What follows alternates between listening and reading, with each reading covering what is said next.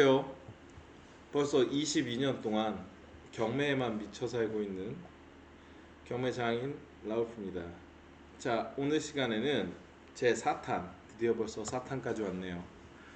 이번에는 근린주택, 여러분이 알고 있는 상가와 주거형이 혼재되어 있는 근린주택에 대해서 여러분들이 쉽게 그동안에 전문용어가 아닌 근린주택이 아닌 상가주택이라고 얘기를 했었겠죠. 상가주택에 대해서 한번 검색하고 확인을 한번 해보도록 하겠습니다. 좀 전에 봤더니 서울지법은 조금 과하고 인천지법에 있는 거를 한번 볼까요? 이렇게 근린주택 누르시고 내림차순으로 한번 체크해 보겠습니다. 자, 유찰이 많이 되는 것들은 사실 지역이 무의도예요. 섬이라서 좀 그렇고 강화도 조금 외져요. 그러면 이번에는 청라에 있는 걸로 한번 분석을 해보겠습니다. 요새 핫한 지역이었던 중에 하나죠. 인천의 신도시, 송도 신도시도 있고 청라도 있죠. 그러면 이 근린주택을 접근할 때는 어떻게 접근을 해야 될지에 대해서 설명을 한번 해보겠습니다. 2023 타경 510167 사건입니다. 감정가는 14억 9,368만 2,480원이고 지금 한 번 유찰돼서 10억 4,557만 8천원입니다. 이 건물의 가치는 특히나 상가나 근린시설이나 이런 것들, 숙박업소 같은 경우에는 얼마나 수익을 발생시킬 수 있느냐, 임대소득이 사실은 물건의 가액을 결정하게 됩니다. 자, 평수는 대지가 84.46평에 건물이 지금 123.48평으로 나와 있고, 이거를 그냥 여러분 감정으로 잘 되어 있겠지만 복성식 감정으로 다시 짓는 기준으로 해보면 땅을 사서 건물을 짓는다는 거예요. 이 건물을 지어서 얼마나 지났냐에 따라 가지고 지금 새로 짓는 평당 건축비를 계산하고 거기에서 감가를 시키면 복성식 감정이 됩니다. 이런 경우에는 여기 자세히 잘 나와 있을 겁니다. 토지가액이 지금 시세가 9억 5,400 정도 한다고 보시면 됩니다. 거의 시세 체크를 많이 하고 건물은 감정이 6억 3,800, 881만 8,480원에 감정이 되어 있어요. 그리고 밑으로 내려 보시면 인수 금액이 없는지부터 체크를 해야 합니다.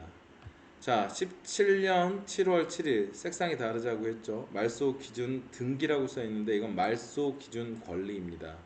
2017년 7월 7일 전에 전입이 돼 있는 사람은 하나도 없습니다. 그래서 권리관계에 크게 이상이 없고 뒤에 가처분이라든가 여러분 소멸되지 않는 것들은 기본적으로 인수라고 옆에 써져 있습니다.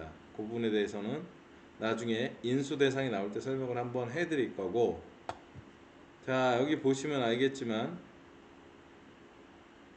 임의경매, 편도명, 신한은행, 자, 말소기준 걸리는 신한은행인데 만약에 왜 뒤에서 US 제12차 유동화 전문 회사가 등장을 했냐 하면 이 사람들은 신한은행에서 채권을 사온 겁니다.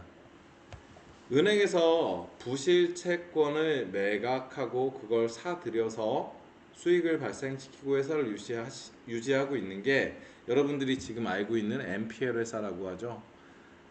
가장 기본적으로 이 사람들의 회사 이름은 유동화 전문 회사입니다.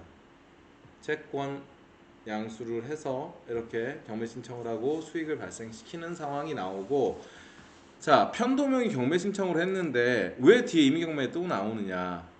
자, 편도명이 배당을 조금이라도 가지고 가기 위해서는 신한은행이 전부 배당을 받아야 합니다. 그렇지 않으면 편도명은 무잉여에 의한 취소로 경매가 더 이상 진행이 될 수 없는 상황이기 때문에, 자, 은행에서도 지금 무잉여를 막기 위해서도 그렇고 은행에서도 3개월 이상 이자가 연체되는 경우에는 경매 신청을 할 수 있게 되어 있고, 자, 6개월 정도 지나면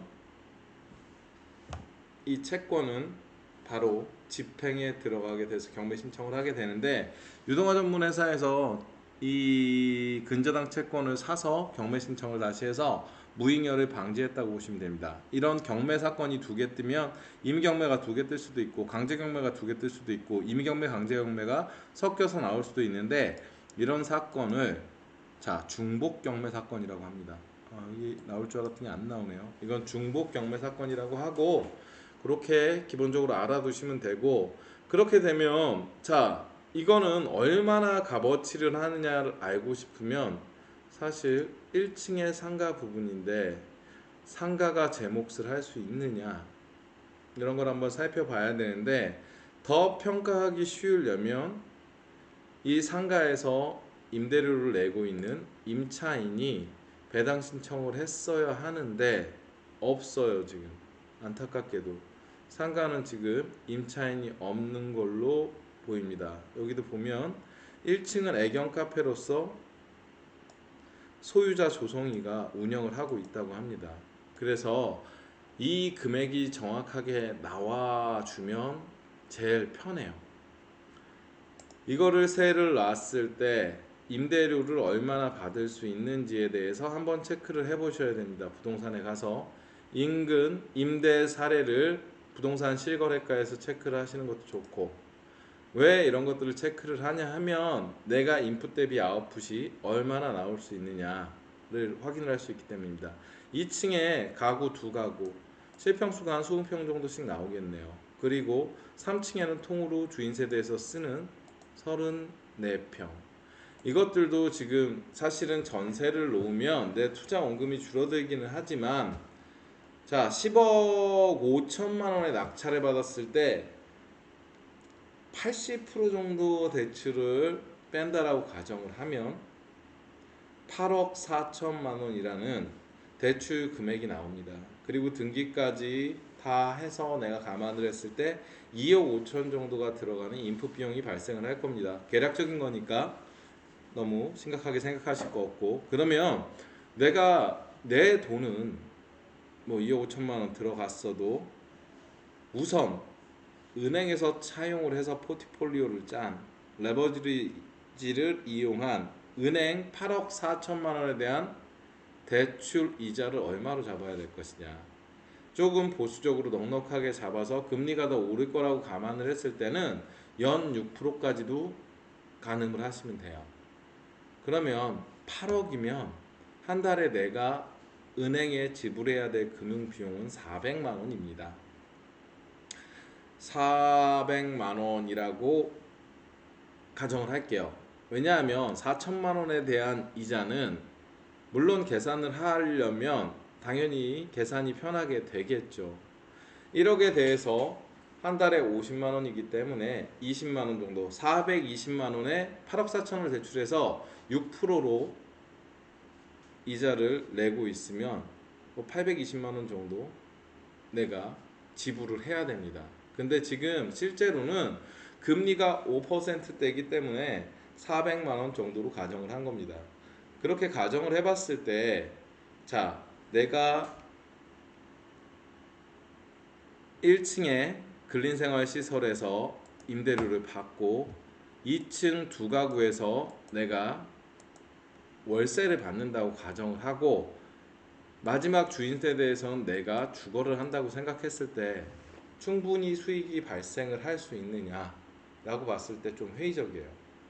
왜냐하면 1층에서 세가 물론 비싸게 나가주면 좋겠지만, 제가 봤을 때 최대한 내봐야 한 250만 원 남짓 나올 것 같아요. 250만 원 남짓 나오고, 주택 2층에 있는 월세는 보증금은 좀 더 받을 수 있겠지만 월세 한도는 제가 봤을 때 한 80만 원 정도 지불하면 되지 않을까요? 보증금 5천만 원에 80만 원 정도로 가정을 하면 내가 투자한 인풋이 보증금 5천만 원짜리가 두 개 들어와서 1억이 차감이 되니까 1억 5천만 원 투자로 줄어들 거고, 이자는 160만 원을 여기서 해결을 해줄 거고, 1층에서 250만 원을 받으면 이자 정도는 충분히 감당이 되겠죠. 그러고 나는 여기서 보증금을 약간 받으면 1억 남짓 내가 3층에 전세를 산다고 생각을 하시면 뭐 나쁘지 않은 게임이 될 수도 있습니다. 물론 1년 동안 발생하는 재산세라든가 건물의 유지 보수 비용은 여러분이 충분히 감안을 하셔야 됩니다. 그렇게 해서 지금 상태에서 70%의 낙찰을 받으면 제가 가정한 임대 수익이 확실히 여러분들이 실현 가능하다라고 하면 지금 받아도 사실 그닥 나쁜 게임은 아닌데 막 수익이 발생해서 내가 월세를 많이 받아가지고 여기서 내가 이득을 볼 수 있는 지금 그 상태는 아닌 것 같아요. 4층까지 월세를 3층까지 다 월세를 온다고 생각했을 때 인풋 대비 아웃풋 때는 임대 수익이 내가 만족할 만한 수준인지에 대해선 다시 고민을 해보셔야 됩니다. 이렇게 가장 기본적으로 근린 주택에 접근하시는 방법에 대해서 그리고 권리 분석에 대해서 한번 짚어봤습니다. 자, 오늘 영상은 여기까지 하고 저희는 다음 시간에 다시 만나도록 하겠습니다. 좋은 하루도 보내시고 굿바이. 구독과 좋아요, 알림 설정은 사랑입니다.